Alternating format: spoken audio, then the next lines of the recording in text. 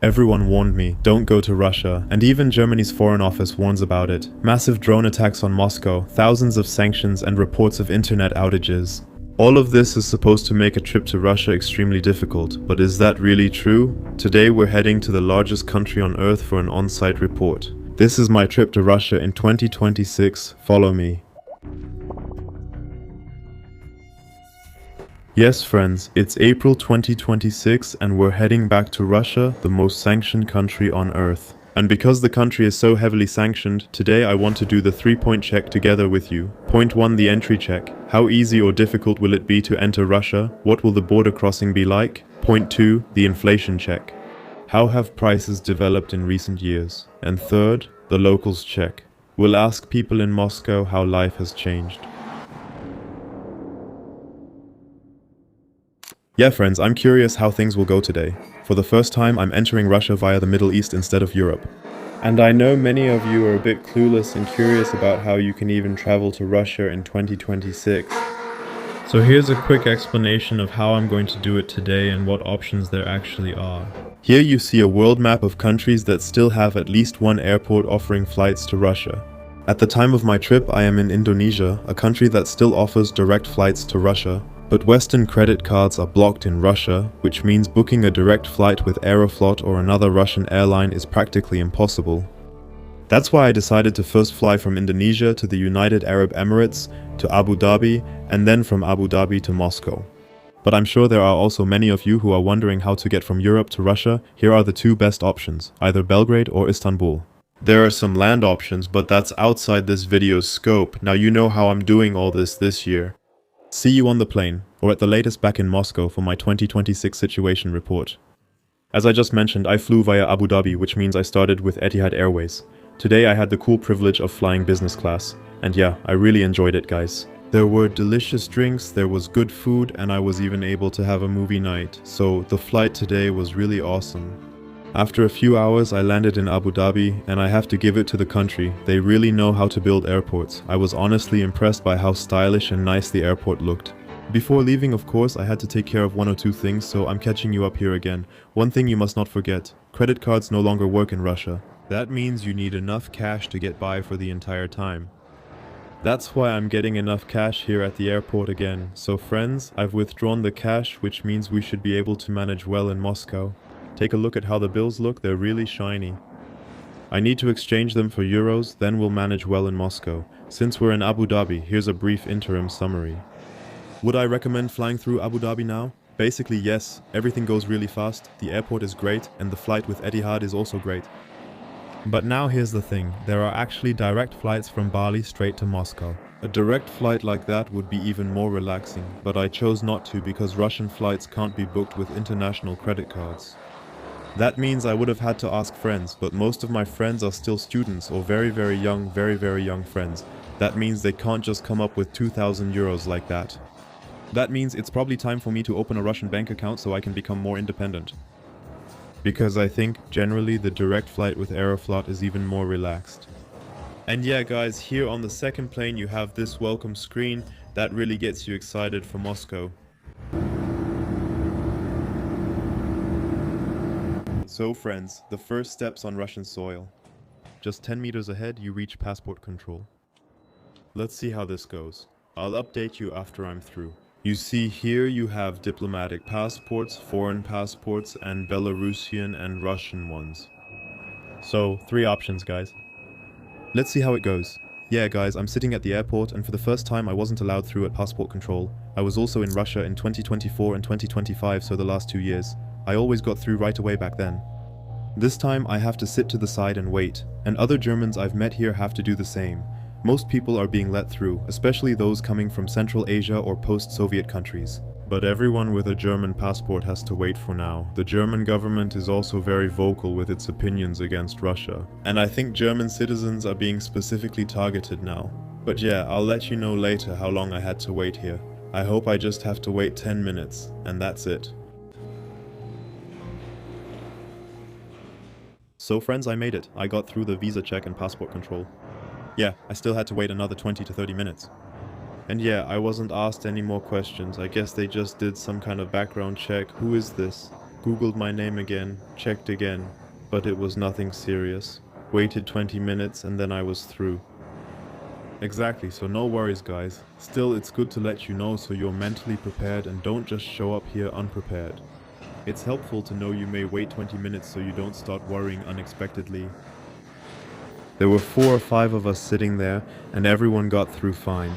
My first impression of Russia's April weather, it's cool, but pleasantly so. You're not freezing, it's more like spring. I'm wearing a sweater and it's fine. I think you can walk around here for an hour or two with just a sweater without any problems.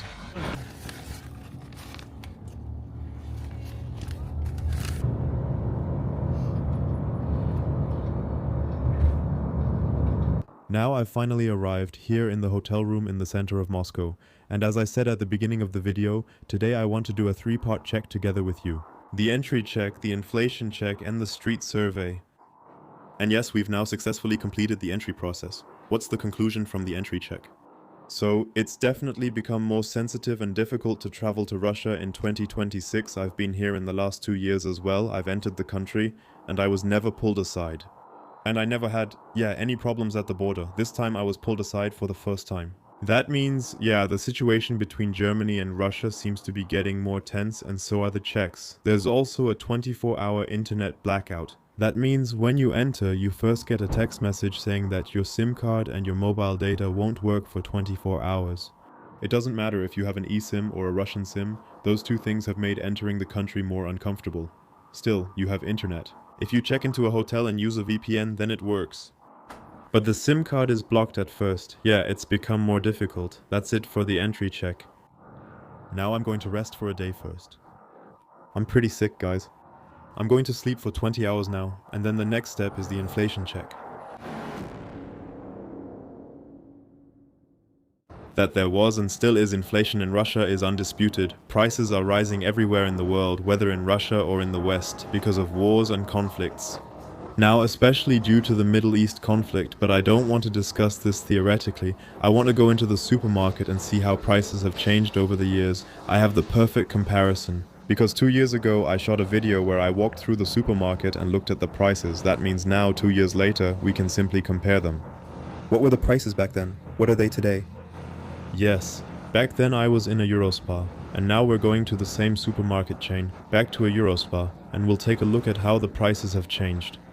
Here's a short excerpt from the video I filmed 2 years ago. Now, we're going to take a look at a supermarket. How have supermarkets changed? Are there still Western products? We're heading into a Western supermarket. Let's go inside.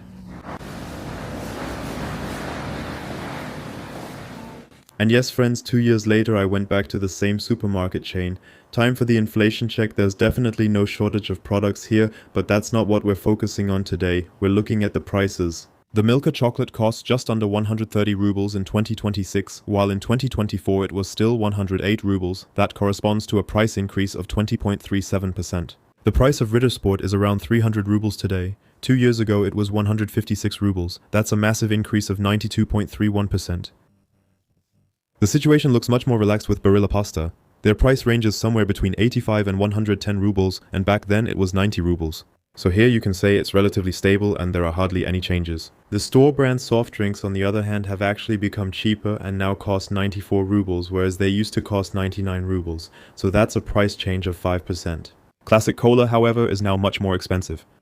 Today, a large bottle of cola costs 230 rubles, whereas back then it was only 160 rubles, so that's an increase of almost 44%.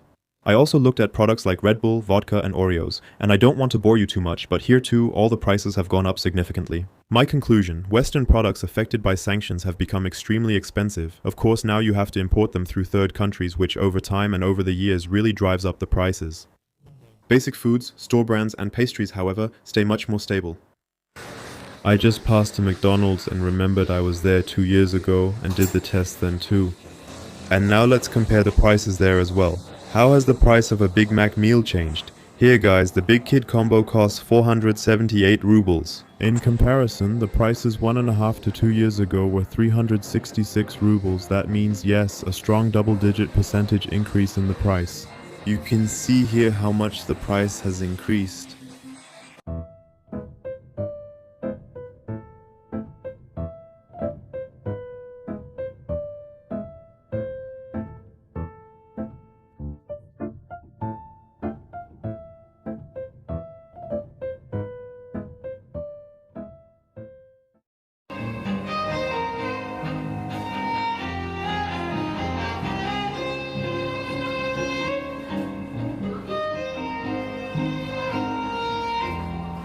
That's the cool thing about the metro, you don't find any trash or homeless people but talented violinists.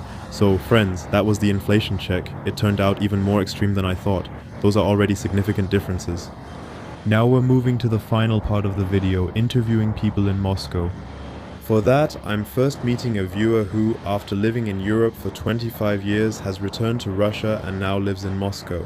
Let's ask her how life has developed here. Let's get into the interviews. Okay friends, I've now met Katya. Katya lived in Europe for 20 years and returned to Russia, to Moscow, over a year ago. So, tell us, where exactly in Europe did you live and what made you decide to come back to Russia? Hello everyone, I'm Katya. I lived in Germany first for 7 years and then in Vienna for 13 years. Why did I actually go to Europe in the first place? It was a move, sort of a resettlement with my family. We came as late resettlers and I was 19.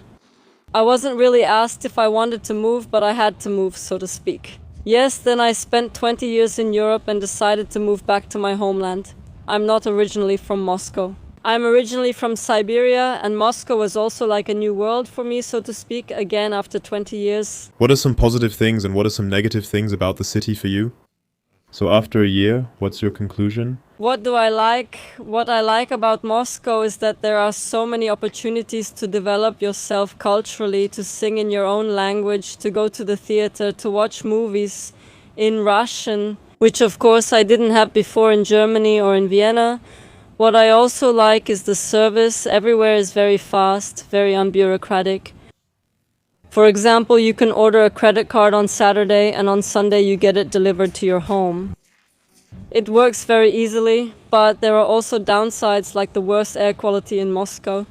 I personally noticed that it's much cleaner in Europe. Maybe not everywhere, but I'm talking about Germany and Austria again. I have some viewers who sometimes consider vacationing in Russia, but for them, the topic of sanctions is always a huge issue because you hear a lot in the German media, like the internet doesn't work anymore, you can't pay by card. How was it for you, as someone who lived in Europe and also in Germany, Austria and so on for so long, to come back here to live? Is it very challenging, or how restricted do you feel because of the sanctions? Yes, since I also have Russian citizenship, the sanctions might not affect me as much as they affect tourists. Tourists naturally face more difficulties right now. The sanctions affecting tourists don't really affect you that much? Exactly, the sanctions affecting tourists don't really affect me personally at all. But for tourists, it's definitely more difficult since credit cards don't work here. The foreign ones, but for example that you also have to use a VPN here for Instagram and similar apps, we do that too. But as I said, we adapt. I don't see any problem with it personally. And for tourists, I would say you can still go on vacation here. You just have to find someone online in advance, someone who lives here and is willing to help, like me for example. I would be happy to help you with registrations and so on, or answer your questions of course. Just link your Instagram and then people can follow you if they want, keep up with your life in Moscow or ask you something. Exactly, yes, I'm very open and always ready to help. Regarding the internet, you were truly without it here for 2 or 3 weeks. Exactly, so recently it was sometime at the beginning of March, for about 2 weeks I think, well I don't remember exactly now, that we just didn't have any mobile internet in the city, in many areas of the city. So basically no signal at all. I always had to make sure, for example, when I was going to a new address, to load my map at home with Wi-Fi first, so that I would know where I was going, and sometimes take screenshots so that it wouldn't disappear from the internet. Yes, exactly. But Wi-Fi usually still worked there, right? Yes and no, let's put it that way. Some things yes, some things no. It depends on which network and exactly where in which area, because I also really heard that for some people Wi-Fi didn't work. People who work from home, for example, couldn't work. In smaller shops or cafes, you couldn't pay by card at all. Yes, that was a pretty unusual situation. I saw memes on Instagram of people walking through Moscow with a map. It was really funny because it was basically another opportunity for content. People made a lot of cool, funny content. It wasn't that bad either. So some people really saw it as a chance to make cool videos. but we all know it was really for security reasons. It wasn't just that the city turned off the internet whenever they felt like it was really only for security reasons. That means most people who come here as tourists won't be affected by it. But I think if you come here as a tourist at such a time, it's pretty tough. You really have to find ways to cope. Yeah. That's true. As a tourist, not knowing your way around and lacking internet would be tough here. So you would probably have to load a map at the hotel first and then walk around using screenshots. That would make the vacation pointless. Still, like I said, things usually work out. I've been here 2 or 3 days. Und klappt wieder alles. So guys, there are sanctions. But if you know what you have to do, like getting the visa properly, registering, bringing cash and so on, maybe have someone there who can help you. Then you should actually be able to manage. Of course, it's still much harder than it was maybe a few years ago. You have to find new ways, but I actually come here every year anyway. And yeah, it has always worked out so far. You can find ways everywhere. You can also find people who would help, so feel free to come. So friends, it's a few days later now and we've finished the entry, inflation and local life check. It was really interesting to chat with Katja again about what life is like for her in Moscow, and especially what life is like for her under the sanctions. You heard it, sometimes there was no proper internet for 2 or 3 weeks, and you had to manage offline. And of course, there were also security reasons for that. You have to imagine, drones actually fly over mainland Russia and even over Moscow every day, sometimes 100 per day. And now some of you might be wondering, is it even safe to be in Moscow? And in that aspect, the answer is still yes, because no city in the world has more air defense systems than Moscow. And of course, nothing gets through to the center, because the outer districts and let's say the whole area around Moscow is filled with the best air defense system in the world. I thought that was an interesting fact and I wanted to share it with you as well. And yes, I also mentioned it in the intro, the drone story. That's why I wanted to talk about it again. Otherwise, I hope the video was informative for you. I hope you enjoyed it. If so, feel free to subscribe, support the channel, and yes, we'll see each other again soon. Until then, bye. Ciao.